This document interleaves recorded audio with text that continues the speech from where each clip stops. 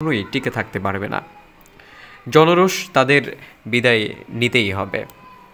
এবারের জেলের তিক্ত অভিজ্ঞতা তুলে মির্জা আব্বাস বলেন, আমি ১৯৭৮ সাল থেকে কারাগারে আসা যাওয়ার কারণে অভ্যস্ত হয়ে গেছি।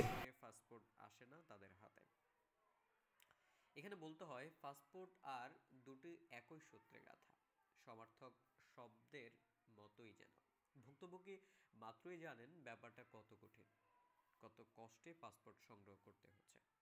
আর এটি হচ্ছে প্রকৃত বাংলাদেশিদের ক্ষেত্রে পাসপোর্ট গ্রহণ দুঃসাধ্য না হলেও খুব সহজেও মিলছে না, কিন্তু পদে পদে বাধা বিঘ্ন অতিক্রম করে পাসপোর্ট গ্রহণ করতে হচ্ছে দেশের নাগরিকদের।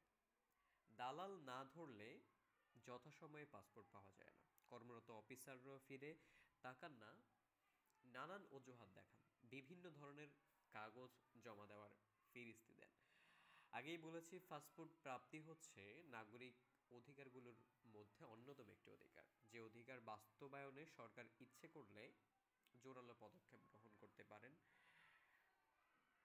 প্রয়োজনে জাতীয় পরিচয়পত্রের মতো পাসপোর্ট ঘরে ঘরে পৌঁছানোর উদ্যোগ নিতে পারেন পাসপোর্ট ফিও।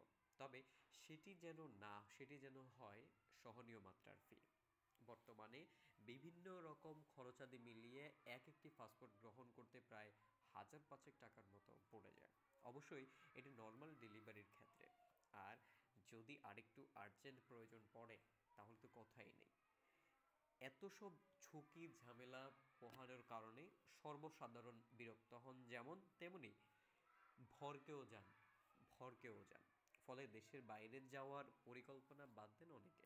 আর চিকিৎসা নিতে দেশের বাইরে যাওয়ার প্রয়োজন পাসপোর্ট গ্রহণ করেন যারা, তাদের ক্ষেত্রে বিষয়টা কেমন হতে পারে ভেবেই দেখুন। অপরদিকে রোহিঙ্গা বা ভিনদেশীদের এত ঝক্কি ঝামেলা পোহাতে হয় না। ভুয়া কাগজপত্র সংগ্রহ করে কিংবা কেউ কেউ বৈবাহিক সূত্রে আবদ্ধ হয়ে নাগরিকত্ব সংগ্রহ করে খুব সহজে পাসপোর্ট হাতিয়ে নিচ্ছে।